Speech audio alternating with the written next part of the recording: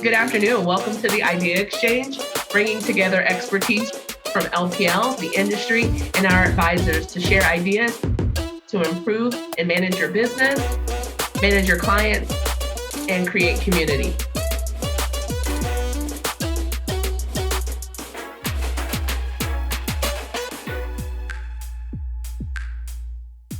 Welcome to the Idea Exchange. I'm your host, Ryan McClain, and I'm here with my co-host, Duncan MacPherson of Pareto Systems. Welcome, Duncan.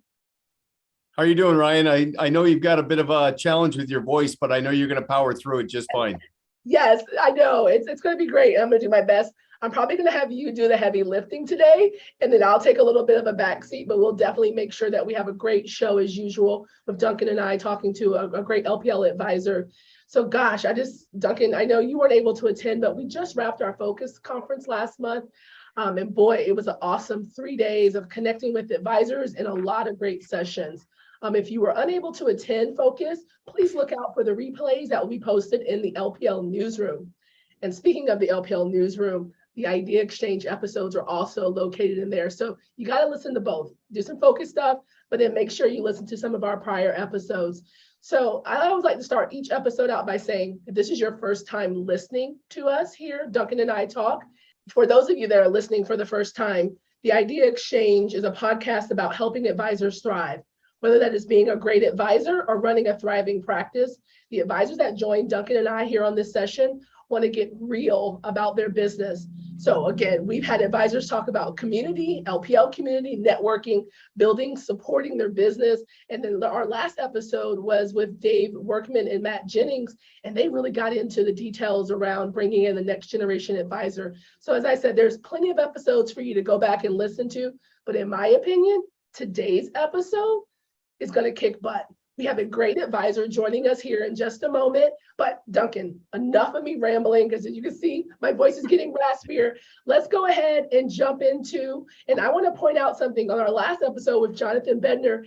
You said, I'm going to summarize it like this. I'm going to keep the main thing the main thing. So with all that being said, I've had a wonderful advisor that will be jumping in here in just a minute. She is a beautiful person, but I've been watching her either through her socials and just watching her career grow at LPL and finding her true north.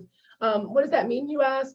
Well, I'm gonna let her tell you a little about her journey, but the reason I asked her to join, because again, for a lot of solo advisors, there's this, I hear all the time, a little bit of struggle, a little bit of fear on building the team. It's either because, well, I can't stop to build the team because I'm busy, or I'm just not sure what that team looks like and how to find the right talent. And my business is growing, but there's just so much chaos. So Duncan, I imagine at Pareto, this is probably like your sweet spot. I mean, people come to you all the time for coaching because again, they're at that capacity and they're looking to grow their team. So today's guest is going to join us and talk a little bit about that. So I'm going to welcome Sarin Barsoumian to our episode today. Welcome, Sarin. Hi Ryan, hi Duncan, nice to be here. Thank you for joining us. Before we jump in and start asking a lot of good questions, would you mind telling us a little about your practice? Sure, so my practice is located in Burlington, Massachusetts, which is 20 minutes outside the city of Boston. I've been an LPL advisor since 2009. Wow. And right now I am the solo advisor, and I currently have 2 support staff and a part-time marketing manager, which is vastly different than where I was 2 years ago. And I think that's what we're going to talk about a lot today. We're going to talk about that. I mean, great, thank you. And then for those of you that are watching the episode, we put a little bit more about Sarin's bio on there, just in case you want to get in contact with her. But let's go ahead and get all that stuff out the way, because you really want to hear her story. So again, I'm calling this episode today A Time to Grow, an advisor's journey through the cycles of growth. So Duncan, what do you think about this episode today? Well, I'm very excited. Now, first of all, I just want to acknowledge what's going on in the industry, because there's a bit of a mixed emotions, because there's some turbulence and friction occurring with the markets, but there's also this profound energy that I feel that's building. And a big part of it is I see more and more financial professionals moving away from the mindset of it's a book of business. And now they're thinking of it as a business. And with that, they realize that they don't just manage money, they manage a business that creates a consistent client experience, and they manage people. Okay. And not only are they managing clients, but they're managing teams, right? So they have to work on those aspects. And I'm just seeing this evolution occur because when people got into the business, the things that got them into the business evolved to things that kept them in the business. And now we're on the next frontier around things that will help them thrive in the business. So they're going from knowledge in the beginning that was foundational, but somewhat transactional, to expertise that was more strategic and directional. And now it's intellectual property, meaning more and more professionals are becoming driven by process and best practices. They're running the business like a business. And with that, of course, there are HR realities. There are realities around getting out in front of capacity issues. But in many ways, I mean, we have gratitude. I mean, it's a blessing that we have to contend with these because this is what unlocks another level of growth and productivity. So I couldn't be happier. I'm really looking forward to the conversation. I'm also really looking forward to what the advisor of the future continues to look like over the next couple of years. So great to be here as always. No, thank you. And great to have you. And great to have you, Sarin, join us. And so I think before we even start asking you a lot of questions, I know our advisors kind of want to know what you just mentioned, which is where were you 2 years ago versus now? Yeah, so 2 years ago, it was literally just me, solo advisor, and I had a part-time admin. I was in an office with another advisor who is older and was scaling back. And when she scaled back her hours, her admin wanted full-time hours. So I said, okay, let me start. That was kind of like tipping my toe in the water to get a sense of what it felt like to delegate. And once I started to delegate, I was like, okay, this is really nice. And so one of my projects during COVID was trying to figure out what are the things that I enjoy doing, what are the things that I'm good at, and then the rest of it, what are those tasks and who should they be best delegated to? Oh, I like that. Yeah. So how would you do that though? Was there some kind of secret sauce? Did you look in the mirror, like talk to your husband? Well, my husband, you know, he's a good sounding board, but I love a good book. And so someone recommended Free to Focus by Michael Hyatt. And in here, there's lists and all these different tools and exercises that you can go through. One of the most significant ones being during the day when you're doing certain things, just start making a list of all the things that you're doing and then figure out, do I want to continue to be doing that? And if not, who would be the best person? And that's kind of how I started to build my job descriptions. I was able to be really specific with what I was expecting because I knew what I was asking for. And then the next step in that was to put all of this into a process in my CRM, which I wasn't very good at doing. So what I love about that is the word process. Okay, so not only have financial professionals moved away from any sense of salesmanship, they're now into stewardship. So they're attracting and keeping great clients, they're client-centered, they're fee-worthy, but now they're also striving to elevate the client experience. And from that, as they shift from knowledge through expertise to intellectual property, there's a culmination here where every investment of effort converges into developing and refining a process. And it's not just a process that puts every piece of the financial puzzle together for a client as their life unfolds, but it's also a process that creates consistency in the client experience through best practices. Now, of course, the beauty of being process driven and creating these intellectual properties is when you start to attract more team members, you're not leaving them to their own devices. So it's interesting, in the last 10 or 15 years, I spent a lot of time with solo advisors who started attracting and expanding their bench strength because we said, look, if you don't have an assistant, you are one. You're doing activities that don't contribute to your productivity. You need to liberate yourself, but you can't be at the mercy of maverick talent.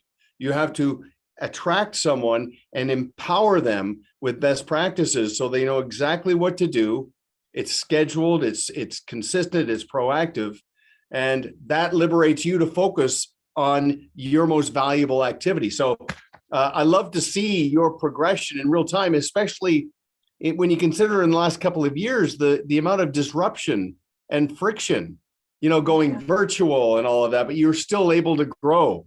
That's a huge testament to your entrepreneurship and your resilience to work through that. So it's very, very gratifying. Thank you. I mean, I always tell my clients, I'm a student of the business, right? I'm never going to pretend to know everything. If I don't know something, I'll tell you. And I think that's part of being a small business owner. You never want to keep doing the same thing. And especially in the financial services industry, you need to evolve. Otherwise, you're going to stay archaic. And what I learned in the last 2 years too is clients want to see that evolution for you. The feedback I've gotten from clients along the way, so I moved to a new office, brand new construction, clients love seeing it. Clients are meeting the new staff members, they love them, they're such a wonderful addition to the team, they're connecting with them. They're seeing me in a completely different light and are just, we're so proud of you, we love to see you're doing better. This, there's just like an energy that's been going on. And I think that's part of why I've just been kind of riding with that energy and that momentum. Okay, we need another hire. Okay, let's do it. Not thinking too much about it. Obviously, the finances have to be there, but let's just go with it. No, I agree. And I think you said something, the last 2 years in the world, we've been experiencing a lot of death and dismay and feelings of sadness. And then here you are showing growth and having this excitement. And so it's actually, being counterproductive, counterintuitive to what we're experiencing, right? It's the growth. And so you said something that kind of stood out to me with the mindset. And, the first book you read said, hey, this is how I can clear out the things and start to delegate to then really focus on where I need to go. And then you said, hey, I've hired 2 staff and then now I have a part-time staff. So tell us a little bit about like that mindset, that fear factor. How did you start figuring out the building blocks to the team? And Duncan, jump in here, please. Add any comments, but I'm curious to hear about the team and how you started to identify the roles. Yeah, it goes back to figuring out what do I enjoy doing and what am I good at, right? So for me, I wanted to always focus on the financial planning work. And for me, the role I enjoy the most is being in front of clients. Everything else, marketing, paperwork, administrative, office management, all of that needed to be outsourced. So in 2020, the first thing I did was I brought on LPL Marketing Solutions so I could start to outsource some of the social media, because during COVID, as you guys both know, it was be on social media, post. And I was doing it. And then I was finding it was taking up a lot of my time. And I'm like, well, who's taking care of the clients if I'm on here doing social media posts, right? So that was the first thing I did. And then another thing that I decided to do during COVID was to do quarterly workshops and webinars. And those take a lot of time to do too. So I said, okay, I need someone kind of in the business development role to come in and help to put on these workshops and help to build a sense of community. I thought that was something that was really important, particularly during COVID times. So that was my second hire. Her name is Lumina. She's worked out wonderfully. And she's studying for her licensing exams in the next couple of months as well. And then when we moved to the new office in March of this year, we moved to a brand new 1,600 square foot office.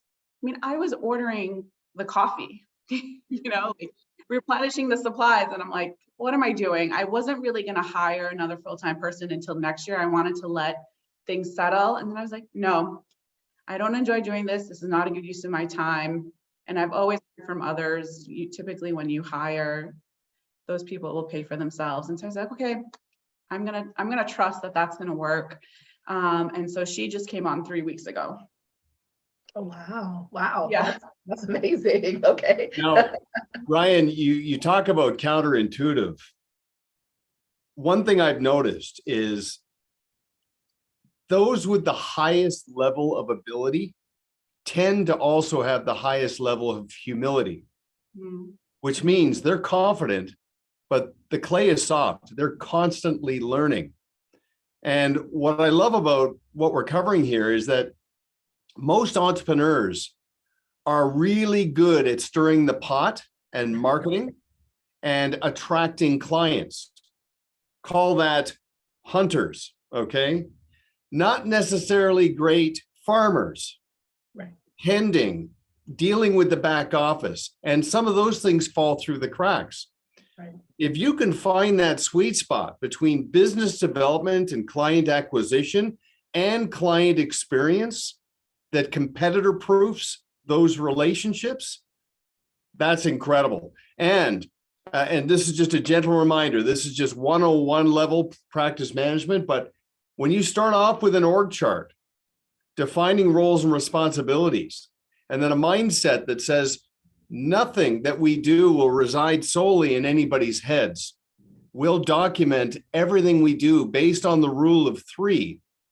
Anything we do 3 or more times that has 3 or more steps, no matter how mundane it is, we're going to get it out of our heads and document it and turn that into a proprietary playbook that we can put in the hands of somebody else. Now we're not at the mercy of Maverick talent, and we're not on a collision course with a self-imposed plateau. We can expand because nobody's going to be left to their own devices. So this is textbook. I love it. Teaching a master class right now, Sarin. So speaking of textbook, I think when you and I were first talking and preparing for this call, you mentioned something that I thought was very interesting, because I'm starting to hear a lot more advisors talk about this entrepreneurial operating system as a way to really start to build in this mindset. And I think you said you leveraged a book that kind of talked a lot about that, so you can start to identify those roles. Yeah, so actually last fall when I went to the LPL Women's Conference where we last saw each other, Nancy in one of her sessions gave out the book Traction. Oh yeah, I've heard of that book. Okay. And so I brought it back and she had extra copies. And so I gave it to myself and Lumina and we read it. And it was towards the end of the year. And we said, okay, let's give this a shot. So we did a year-end planning meeting in December of 2021. And now that's what we're implementing. So we do a weekly pulse meeting, and then we do a quarterly review. And then every year we kind of revisit the goals and set them for the following year. So it's a work in progress. We're certainly not doing it perfectly. We reference the book quite often. Are we doing this right? Is this how we're supposed to be doing it? And sometimes you have to also create a system that works for you. The book may say, this is how you should do it, but if it doesn't work for us, and we're not going to do it just for the sake of doing it, right? So now basically on Mondays, every Monday morning, we start off with a pulse meeting, and then we also do a weekly marketing meeting. So one of the biggest key changes in my schedule is blocking off time to work on the business rather than always working in the business.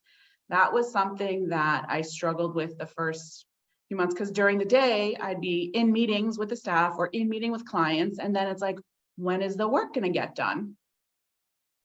So scheduling time.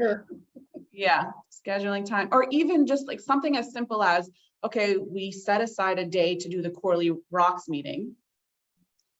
And then I realized, you know what, we need a full next day to implement all of the things we talked about. Because the first two, we would do the meeting on a Thursday, and then Friday we would come in as though we didn't have that meeting. We have all these other things to do and client calls to get to and paperwork to do. And so now we have the meeting, and then we have a full day afterwards to implement all the things that we've talked about, which has really been a game changer. Wow. I'm just curious, and maybe it's too soon to measure, but we definitely have to have you back, because I'm dying to know, as you kind of evolve, like, what does this look like a year from now? And then you got to come back and tell us to say, hey, maybe I'm a 10-person team. Like, that's really aggressive, but I'm just saying, I think that'd be good. But Duncan, I was going to ask you a question. In your experience in your coaching, what you're hearing Sarin say is, she found, like you said, the process, and now, as they've started to roll out this process, they're actually being flexible and open to, I got to make tweaks along the way. I mean, is that, obviously you're going to say that's a great idea, but I'm just curious to hear your thoughts around just the process and then constantly having to revise it and fine tune it. I'm going to go in a different direction here because, but I will loop it back. It's funny because the other day I was having a conversation with one of my kids, and they've noticed that I'm a big tipper when we go out for restaurants and things like that, because I just want to honor and pay tribute to somebody who puts in the effort. And they've noticed that. But I was saying to my kid, I said, you want to go to the next level, tip in advance. Okay. And it was a very interesting conversation, just saying, like, invest in the experience. Great conversation. And it led to me explaining, like, when somebody goes to sell a house, they'll invest the money to stage that home. Yeah. It's not a lot of money. It's a small investment to create professional contrast and that instant curb appeal where somebody walks in and says, I want this. Because things are generally bought, not sold, right? Generally, people buy into something, okay? So we were talking about staging. And then I went so far to explain, what's also interesting is that most people will wait. Let's say they'll sell the home with the condition it needs a home inspection. And then all these surprises come out. And sometimes it just derails the sale. And I said, you're selling a massive, expensive home. Why wouldn't you do the home inspection in advance? Invest that money, check that box, and deal with those issues that are revealed from that exercise in advance, and make a statement to a prospective buyer that, hey, look, just so you know, we're so proud of this property. We're so confident that we actually made the investment. These are the steps we took. There's no expression, right? It's not what you say, it's what they hear. How do they interpret that? Well, I apply that mindset and those simple investments of effort and money. It's akin to practice management. It gives you something that differentiates yourself, and you go all the way through the client experience. It just gives this sense of belonging and that you take this seriously. So anyway, what fascinates me about this space is that people are placing as much emphasis now on practice management and relationship management as they are on asset management. And to your point, they're finding ways to outsource as much of the minutia, as much of the commoditized as possible, to liberate themselves to go deeper into the things that are proprietary, which is their business and their relationship. So yeah, this is the next frontier happening right before our eyes. So I love talking about it. Yeah, no, I do too. And I think it's fascinating that, you use that time that, like, I wouldn't even call it downtime. I would say probably in the beginning of the pandemic, the market was just as noisy as it is now, but you use that time to really get serious about the business and thinking about working on it and trying to get out of working in it. And I love the fact that you took the risk. You challenged that fear and said, I'm going to add people because my clients deserve it. My clients deserve more of me and giving and being present fully with them versus, you're in a meeting and you're really thinking about getting prepared for the next meeting and the next meeting and not being fully there. And I think, Duncan, you mentioned this in one of our previous episodes around, that client advocate, but more importantly, the client that will leave you because they're quiet and they don't tell you. And it's the little things like really being there and then, that first five, you're on that first five call. And so, Sarin, I commend you for taking these big steps in your business, and it's showing. Like I said, I've seen you show up more on social media. I've seen those posts. I've loved watching the building changes and you posting about that and the ice cream. And I think you guys, all the fun stuff that you're getting to do, because now you can do those. And I love the fact that you're planning to do those. Like you said, you're having these meetings.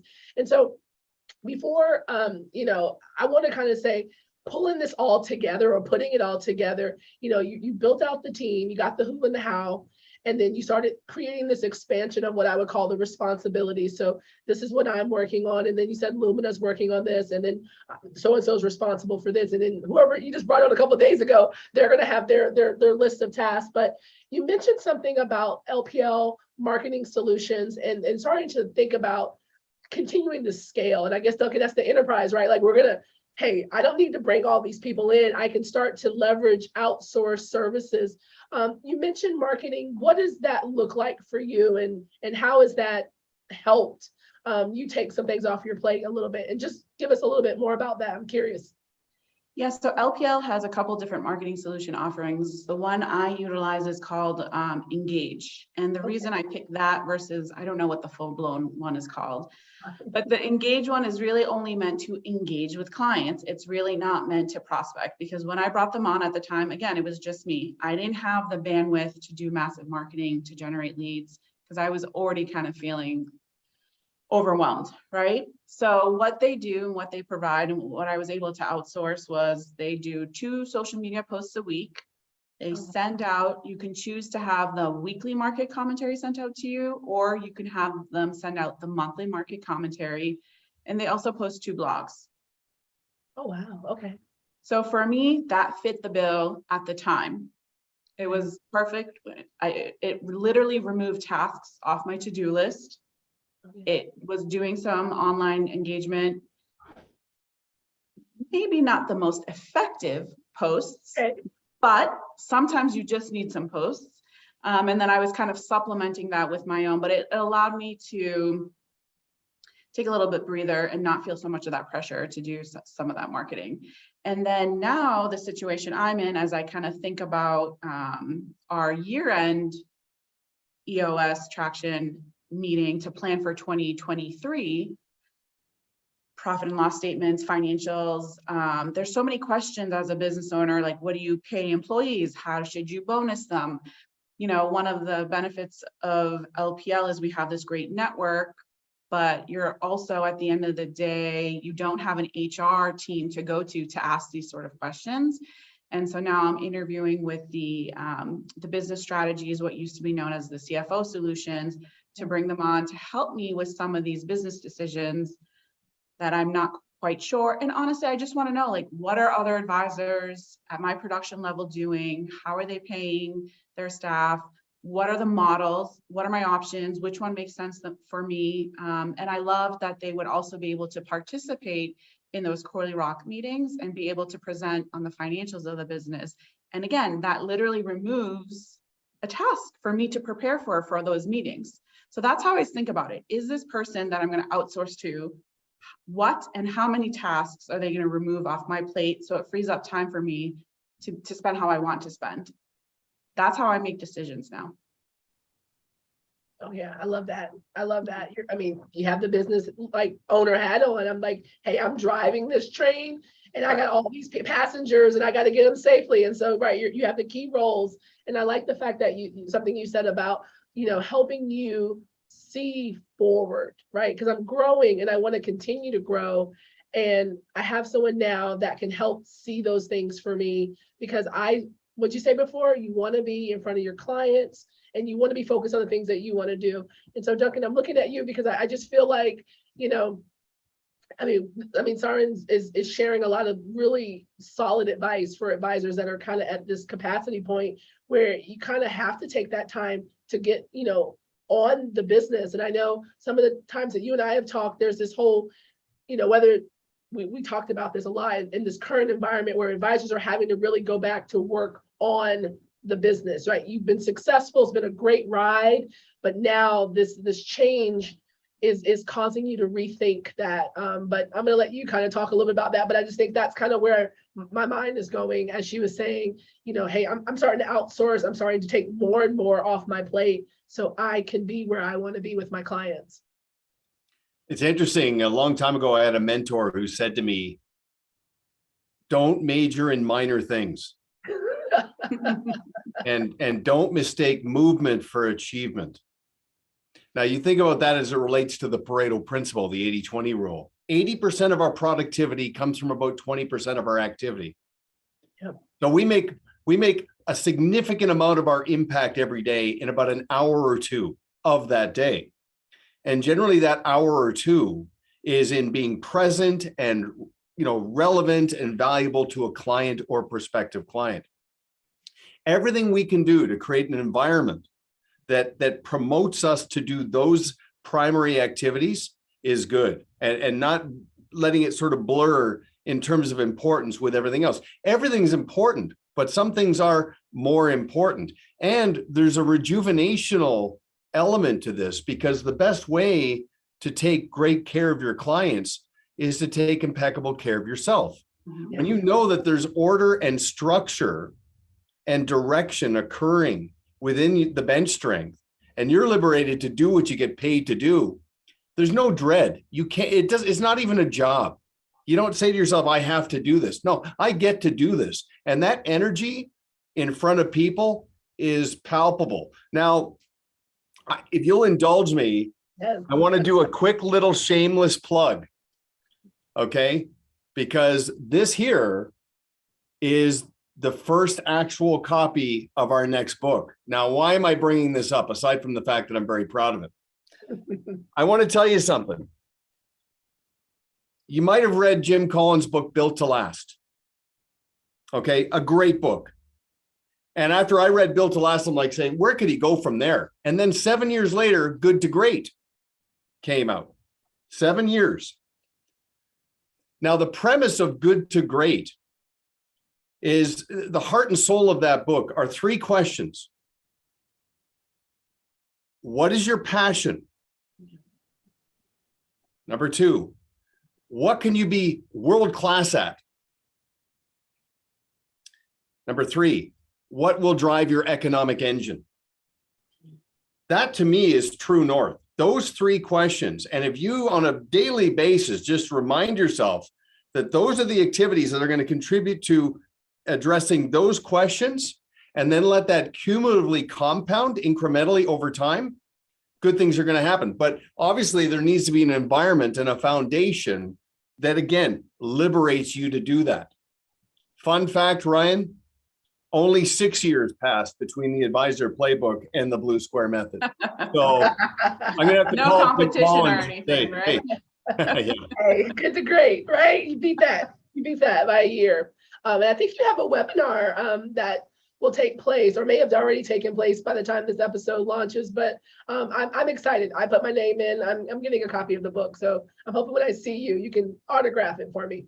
Yeah, that's coming right up. I'm doing that with Chris Jepson, who is the head of practice management at First Trust.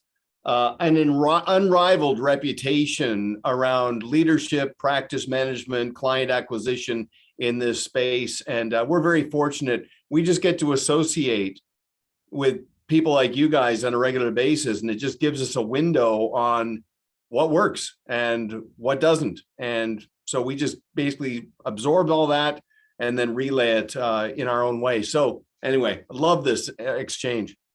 Me too. And this is great. And this is why I thought, Sarin, you was a great person to join us today to talk about your business, because like I said, I've been watching you grow. I've been watching the changes, and I've been excited. And I know you mentioned to a lot of the listeners today, for those that are just catching up, but you talked about, just where you started your journey and really figuring out, like you said, the self-assessment. I'll just call it that, decision-making. What do I want to do? What I don't want to do? Michael Hyatt's book helped you get really clear on that. I loved how then you said, from there, I'm going to take a risk. I'm going to take action. And that mindset kicked in. And then you said, hey, I got to start building the team. And not only did you build the team, you actually started hiring people, right? People started showing up, and now everyone is bought in. And it's a testament to you, because they believed in what you were building and they want to be a part of that process with you. And I think that's something that we lose sight when you start thinking about adding employees and creating the culture that you want. And not only do your clients have to believe, but then you have to have employees that also believe in you. And then more importantly, that helps the client and the mission and the business continue to grow. And then lastly, as you think about teamwork and working together, really pulling it all together. I love how now it's these rocks meetings, and we really take time to focus on our responsibility, who owns what. And then now you're not afraid to even add on to that by outsourcing and leveraging a couple of the LPL services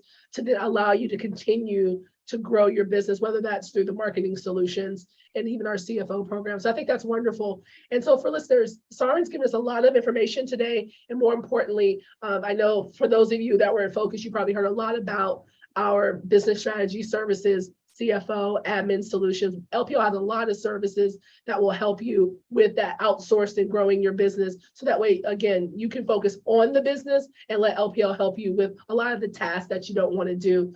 As you're thinking about assessments, again, a lot of books were mentioned today, but for those of you that are not aware, we do have an advisor relations team, and they offer something called a practice navigator assessment that essentially is a SWOT that allows you to look at your business as well and identify those opportunities, those threats, those weaknesses. And that's another way of getting real and creating that assessment to then help you build the plan. And I believe Pareto has just launched an assessment, a PMI, Duncan. So again, for those of you that might be interested in that, there's a way to engage. And how do I get a hold of that PMI? Is that tied to the book, the Blue Square Method? Yeah. Actually, we're making the practice management index. It's a self-guided, very revealing process with a report. We're making that free bonus when somebody orders the Blue Square Method. So they can just go to that website, bluesquaremethod.com, or they can talk to their First Trust wholesaler and get the e-copy pretty quick. I do want to say something that I think is very interesting from my perspective. I think it was Charles Kettering who said that people, and I'm probably paraphrasing, but people are more impressed by our example than our opinion. And Sarin, you're an example of what it means to work on the business and on yourself personally and professionally. And if you look at that word on, every investment of effort that someone makes working on their business creates two primary outcomes: conversion and convergence. Right. Conversion from clients to advocates, and convergence meaning you're creating an intellectual property. It's not just that you're skilled with good qualities and intentions, you're process driven. And if you look at the word conversion and convergence, the word on is embedded in both. I just want everybody Not to— a coincidence, right? Not a coincidence. Well, a very fortunate coincidence once I noticed it. But yeah, the universe, I think, wants us to be happy. That's an example So of true. I feel, and I tell people all the time, like, because now I honestly, I don't go anywhere without someone asking me about my business. That was not the case 2 years ago. Love it. Oh, you're a busy woman. Oh, you're doing this. I saw you're doing that. A lot of the social media is obviously working. And so my new mantra is really loud and proud. And Lumina, who was my first full-time hire, responsible for business development, I attribute a lot of that to her, particularly because we're two women in a male-driven financial services industry. And I started in this industry straight out of college. So in my 20s, as an advisor, I was like one of 5 women in a conference, and definitely the only woman under the age of 30. And there was a lot of times where I could have said, you know what, this is too hard. I can't do this. But I chose not to, mostly because I really love the relationships I built with the clients, and I knew the work, how impactful it was. And so I just kind of pushed and persevered through. And so a lot of my growth is not just, oh, I want to grow my business. It's really like when I went to hire, I did the work up front to figure out what responsibilities they would be responsible for, but how I recruited was different. I didn't just post this job on Indeed. I went to my network and I found Lumina on a Facebook moms group. This is how intentional I was. And I said, it was during 2020. And I said, it was during the C-session. And I said, I personally want to help combat the C-session in the small way that I will by hiring one person. And that was my message. So I put that in Facebook groups. I sent an email to every single woman, friend, and client that I knew. And I said, here's how I'm looking to hire. Here's my personal reason why. Here's what they would be responsible for. Please let me know. Both of my hires have come from that sort of recruiting efforts, not by posting something on Indeed and having a bunch of people submit their application. Now, I know these are learned skills, but correct me if I'm wrong. You can't help it because entrepreneurship's in your DNA, correct? I mean, It aren't just our been the mediums— natural thing for me to do. But isn't Yes, Armenia Armenians, per yeah. capita, My the dad, highest. both my parents are self-employed. My dad, for as long as I knew, had 2 jobs. He worked full-time at BU and he ran his own business. And my mom, for my entire life, she had a daycare, a family daycare in the house. Wow. And I helped her a lot. Like, I was doing her payroll. I set up her 401k. So a lot of the initial exposures I had was through that. And people would ask me, you know, are you going to take over the daycare? And God love my mom. She has a lot of patience. I'm not meant to take care of children, but I do see a lot of what she did in raising those children. I feel the same sort of way with my clients. Yeah. Taking care of them in that sense, helping their kids set up their 529s, helping them get to retirement. Yeah, to me, there's nothing more fulfilling. And from a leadership perspective, in terms of personal fulfillment, I mean, you're part of a growing community that is going to attract more women to not think in terms of getting a job, but maybe creating a job and building something, which is the bedrock of capitalism. And ultimately, in my view, the most fulfilling way to roll. So kudos to you. And I hope we cross paths soon. And I hope we do a follow-up. I like the idea, Ryan, of the sort of, because she's right in the core of her progression. It'd be neat to have a conversation in a year from now and say, okay, tell us more. How has this blossomed further? Yeah, I love that. And I hope you can come back, because I think as the more Duncan and I do these sessions, we're finding all these great stories, and our listeners, they want to know where you're going, right? They want to have you come back and also maybe share lessons learned. Like, hey, I tried a couple of things and fell flat on my face, and if they want to know. I think that's, our LPL advisor community wants to know. We're cheering for you too. And I want to be a role model. That's part of my mission for not just women, but also for those people like me who come into this industry as a woman straight out of college. There's not enough people talking about this subset. You talk about the career changers. You talk about the next gen, someone's son or daughter coming into the business, but rarely ever have I met anyone else, or very few people, that have come into this straight out of college and been shown, like, look, she did it, so can you. And so that's part of it. Sorry, I get really excited. No, you're being a mentor. So, so speaking of, and for those that don't know this about you, but you're a part of our LPL Ambassador Council, right? Yeah, So again, you're correct. giving back. So that's a wonderful thing to participate into as well. To be a voice. Yeah, I love being part of that. I love being kind of in the know with what LPL is working on. I love meeting other LPL advisors. Anyone who sees me on LinkedIn, like, I love connecting with people. I love hearing their stories. And so we're meant to be your voice. So if there's any LPL advisor who's listening, who wants to talk about something with me, or needs help getting that to the leadership level, this is what we're here for.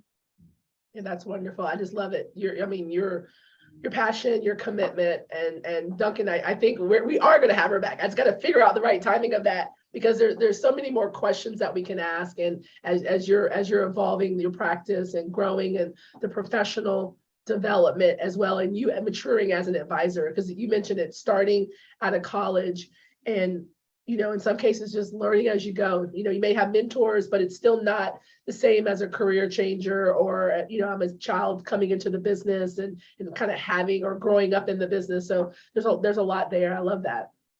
Thank you. Thank you for allowing me to tell my story.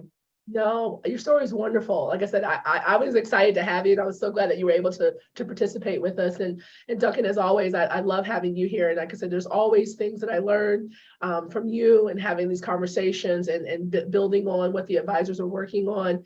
And I just want to say thank you for joining me today in our conversation with Sarin here on the idea exchange. More importantly, LPL is here to help you thrive. So there's a lot of things that we mentioned around LPL resources. Feel free to reach out to myself.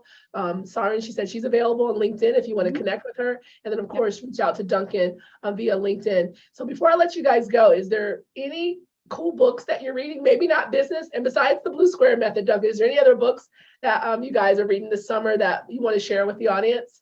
I will tell you that I've told many people recently about a really great book called The Art of Racing in the Rain. And the reason why it's such a great book, first of all, it's a story told through the eyes of a dog, which, and I actually have a client who now is part of his fit process is, do you like dogs? He believes that all our clients have to like dogs. So when they say yes, he's like, okay, I'm relieved because I didn't want to decline you. But anyway, so it's a great book. It's a story about a race car driver who goes through all kinds of adversity and hardship and then reaches his goal. And the rain component is there are a lot of really good race car drivers, but very few who can thrive in the rain. And so it's symbolic on when the world isn't necessarily cooperating with us. We just do the best we can. It's part of the sort of mindset that it's not the wind, it's the set of the sail that really matters. So anyway, I love that book. The movie was not bad either, but I've told many friends and clients recently about that book, and they've all come back to me and just said it's just lights out, a fantastic book. I love it. I wrote that down. What about you? Well, I haven't had much time to read It's okay. but I am going on vacation next week. And Samantha Russell actually on LinkedIn recommended Essentialism. Okay. And it kind of goes into this mode I'm in of trying to stay in my lane. And so I ordered that. It should be arriving by Amazon today. And I plan to take that with me on my vacation and hope to make a good dent in that if my children allow me to. Well, wonderful. Well, enjoy your vacation.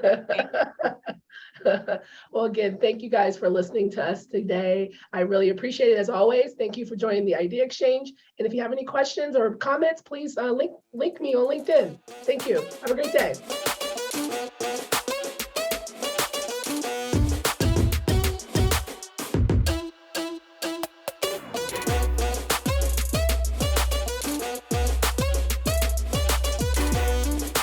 This podcast is intended for financial professional use only and is not for public distribution.